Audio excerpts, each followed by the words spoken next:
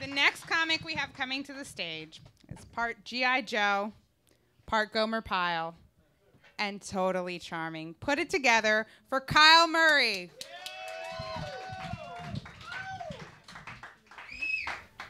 You're not going to put it on tall mode for me?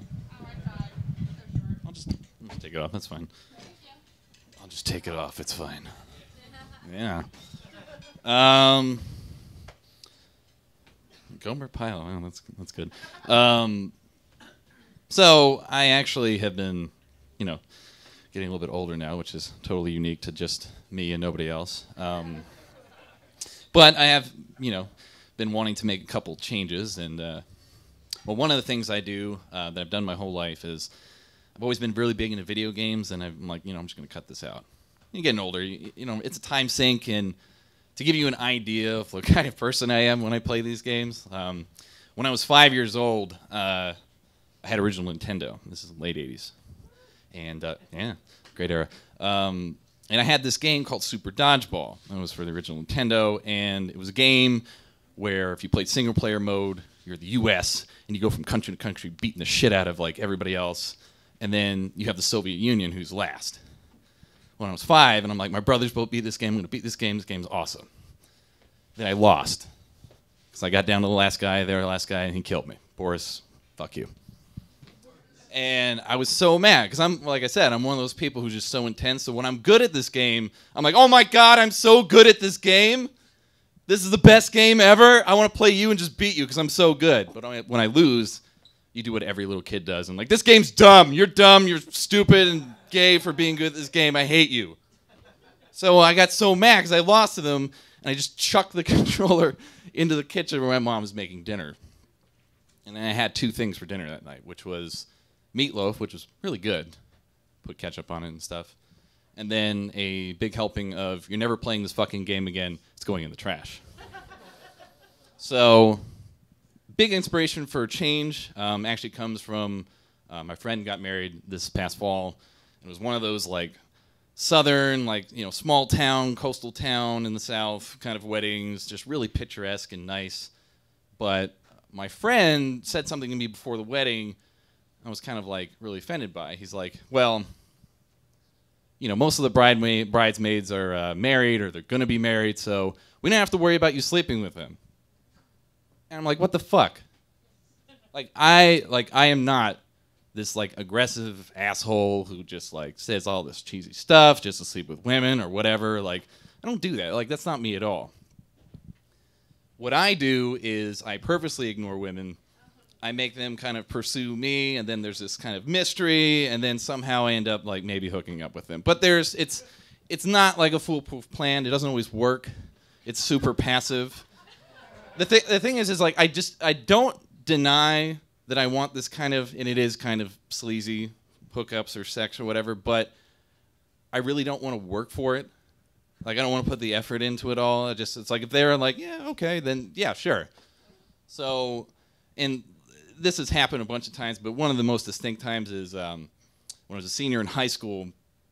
I was on spring break with a bunch of buddies, and we went down to Myrtle Beach, which is a trash can. And my buddy was turning 18. He was having a birthday, and so they're all out on the deck and partying and stuff. Well, I, on the other hand, and this is actually 10 years ago, ironically enough, when I thought of this, President Bush was telling us that we're going to go in Iraq, and it's going to be super awesome and sweet, and it's not going to cost us any money, and that obviously turned out very well.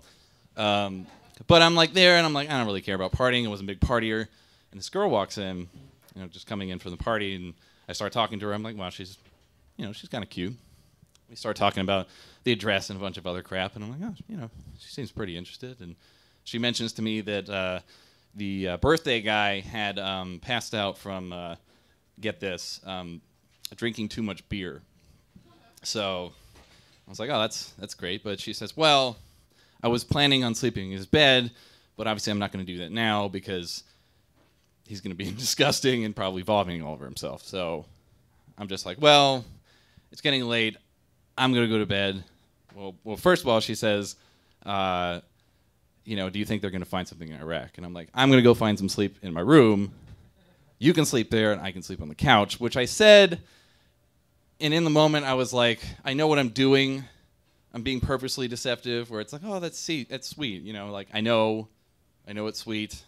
I'm purposely doing that and setting the trap. So I go to bed. And she's like, no, it's okay. And so I was like, all right, fine. But I'm waiting, she's going to come back.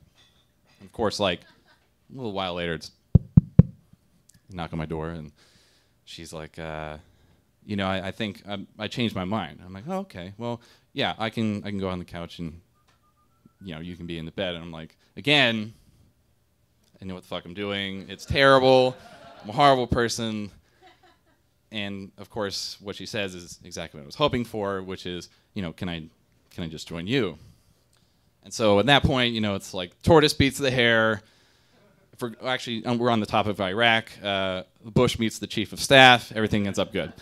So, okay, that's bad. That's terrible. So one of the things I wanted to change, and the topic of change, is I'm going to date in earnest, right? Here it is years later. I'm going to take girls out. It's going to be nice. And I'm going to really put an effort into it. And so I meet this friend at a party, or I meet this girl through a friend at a party, and she's like, oh, we're hitting it off, and she's really, really nice and has movie tickets to Wreck-It Ralph, and I want to see that movie. Now, it's about video games, which I'm like trying not to play, but I figure it's like not too bad. It's like when people go to the gym and they do like 10 minutes of like on the treadmill, and they're like, I so deserve a milkshake. I earned this. I felt like it's not that bad. Plus, it's like I am making this effort, so whatever. So we go to see this movie, but movie dates suck. Like, I can't talk to her at all because I want to like interrupt the movie. Plus, I really want to see the movie, and she should shut the fuck up anyway. So I'm like, you know what, that wasn't great. So I just took her home. I had to go home early anyway. I was like, we're going to do a second date. We're going to do this Southern gentleman style, since I'm from North Carolina. And I'm like, let's go mini golfing. And so I take her mini golf, and it's great. She's a really bad mini golfer. Holy shit. And it goes really well. And I'm like, this is great. This is working out wonderfully. And then she says something like, I really think it's a good idea if we get a drink. And I'm like, that's super fucking aggressive. Like, do you have like a funnel that you're just going to stick up my ass and I'm going to butt chug 3 beers before we get there? Like, Jesus. So we go, and I'm like, okay, this is going pretty well, but she's the one being aggressive, which I'm not very used to, or she's the one kind of playing mind games. And she just springs this on me. She's like, do you see this going anywhere? I'm like, oh shit. I have 2 thoughts. One is, okay, I'm really making an honest effort here. Really want to make this try, relationships and all that good stuff. But 2 is like, I want to be honest too. What the hell do I do? Do I like lie and be deceptive as usual, or do I be honest and I know what's going to happen? So I say no. And she starts crying. Which was made worse because we had actually parked at her place and walked to this bar, which is a little bit less than a mile away. So I walked her a mile back to her place, and we get back there, and I'm like, look, I'm really sorry. I apologize. I know I didn't mean to be like that straightforward and mean. And she's like, oh, that was a stupid thing to say. I know what you might be thinking. Like, dude, did you seriously sleep with her after that? All right, I'm not a fucking monster. I did make out with her, though. So, anyway, thank you very much.